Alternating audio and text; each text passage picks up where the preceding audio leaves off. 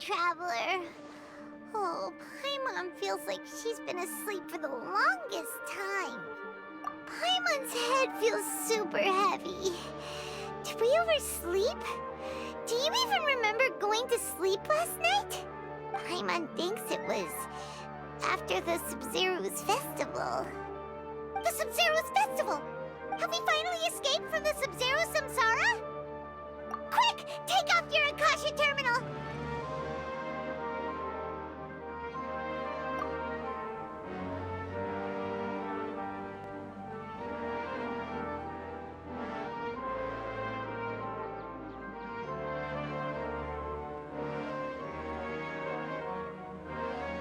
She's not in her room. What happened? Huh? What usual spot?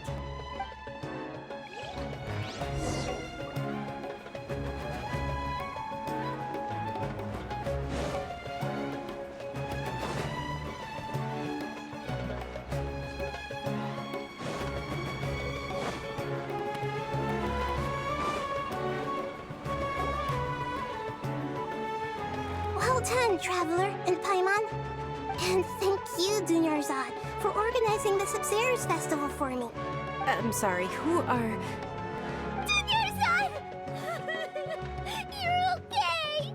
Oh, don't scare us like that! Oh, Traveler Paimon. I have something amazing to tell you. I just had a dream.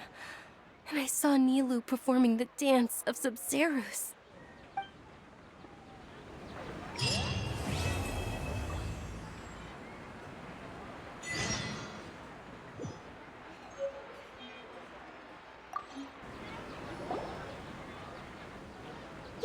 Actually Nahida, aren't you? Paimon felt like Catherine was acting weird when we met at the Sub-Zero's festival. And...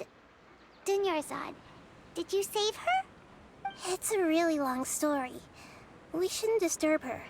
Her consciousness is still weakened. Let's chat somewhere else. How about by the Traveler's favorite bench?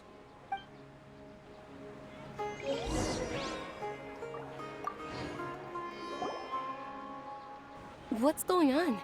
Why are you two so excited to see me? Hasn't it only been a night? It's actually been much longer than that. Oh? Strange. Was I really asleep that long? No wonder I have such a headache.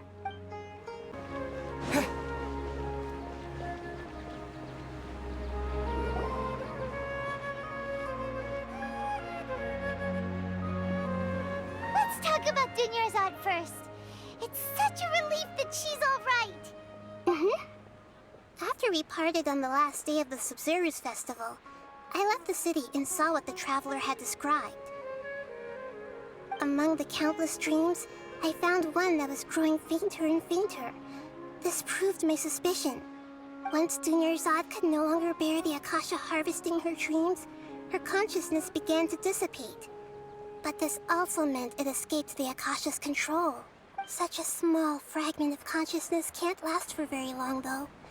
It will return to its original dream, where both will gradually fade until they completely disappear. I used all the power I had to keep her dying dream alive as long as possible. But it still wouldn't have lasted for much longer if it hadn't been for you two breaking the Samsara. So it looks like we did manage to save Dunyarzad in the end. And not a moment too soon. Huh? Why are you two smiling so happily? I thought you'd be so moved that you'd start crying. I need to spend more time observing human emotions. Both are fine. Everyone reacts differently.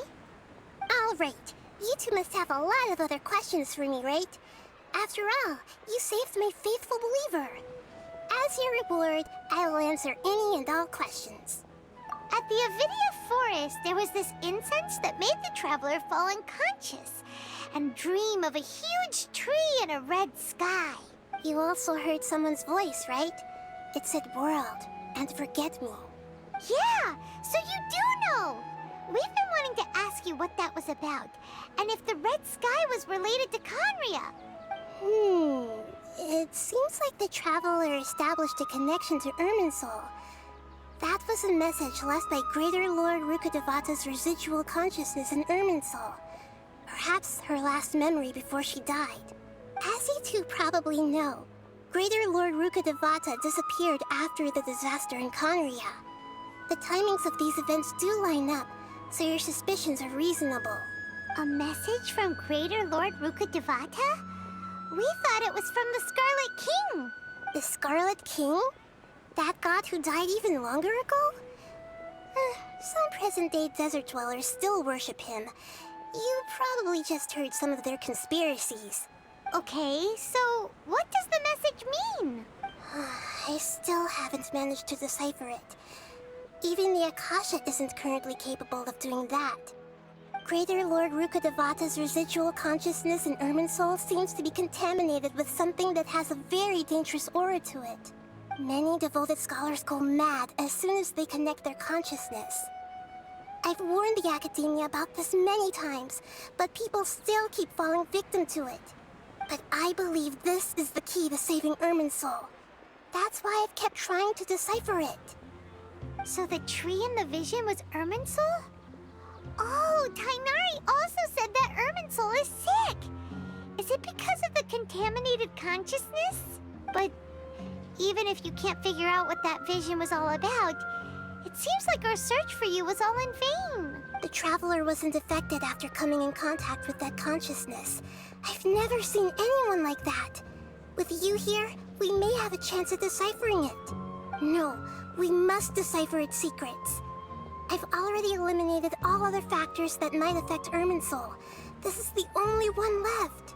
This puzzle has life and death at stake. It could determine Irminsul's fate, as well as Tevat's. To be accurate, I'm using the Akasha as a medium to occupy Catherine's consciousness. How did you do that? Poor Catherine. Does this mean you can also occupy other people's consciousnesses? Theoretically, I can enter anyone's mind as long as they're wearing their Akasha terminal. The Akasha is the legacy of Greater Lord Rukkhadevata. As Lesser Lord Kusanali and the first Akasha terminal, my consciousness has always been linked to the Akasha. I've always respected my people's free will, so I've never actually occupied their consciousness. When necessary, I just borrow this bionic Snezhnayan puppet. Hold on. Did we just learn some deep, dark secret? So Catherine is... No wonder Paimon felt something was off about her. What about your own body? Why do you need to borrow other people's? Don't you live in the sanctuary of Surasthana? That story begins a long time ago. After Greater Lord Rukkhadevata disappeared, the sages found my newly born self and took me back to Sumeru. At that time, I was young and weak. The sages kept me in the sanctuary of Surasthana, ostensibly for the sake of protecting me. But I've hardly heard from them since. However, I do understand that they had hoped to find Greater Lord Rukkhadevata instead of me, a symbol of her passing.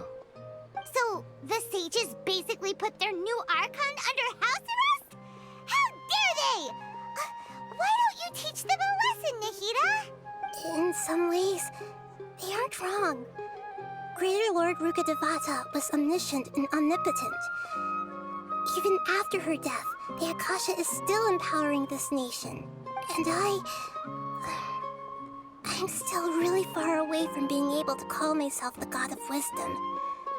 Moreover, the Academia is also more proficient at governing this country. My existence has little meaning. Yeah, you got a lot of believers. Just look at the Sub-Zero's festival. Everyone who showed up truly loves you. Thank you for the kind words. But I honestly don't need physical freedom as long as I can connect my consciousness to the Akasha. Trying to find a way to save Irminsul is my life's mission and top priority. I will work on that, and try to live up to being a deity in the meantime. Every once in a while, I will also take up the duties of the God of Wisdom and enlighten a lost soul here and there. Doing all that should be enough. There's never been any big problems with the Academia's governance of Sumeru. This is the first time I've seen them step out of line. I wonder what caused them to go down this path, and what they hope to achieve.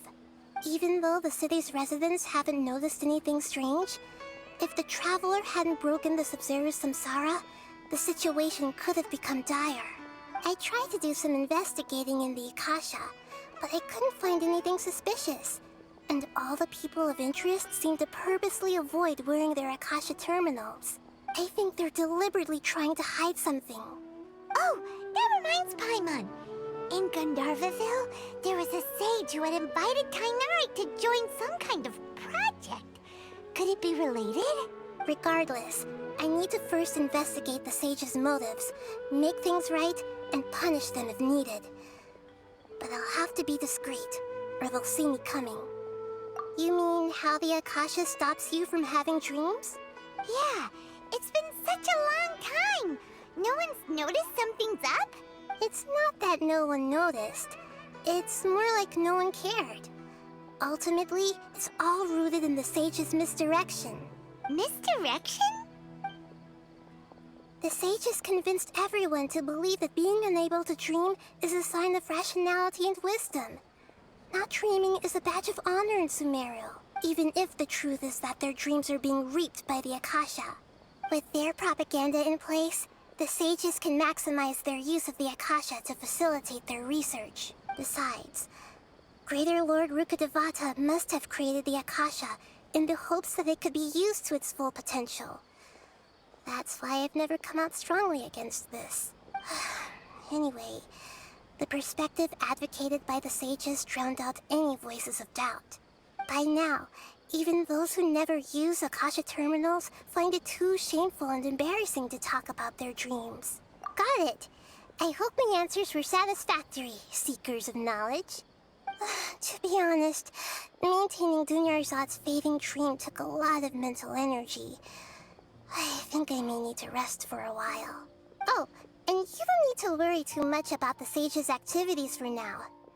The Akasha won't be able to conduct another project on the scale of the Sub-Zero's Samsara in the immediate future.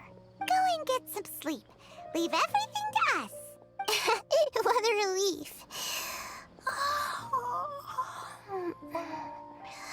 This is truly the most exhausting birthday I've ever had. Traveler? Paimon? Why am I here? Do either of you know? Maybe you were sleepwalking. You know you can't wake up a sleepwalker.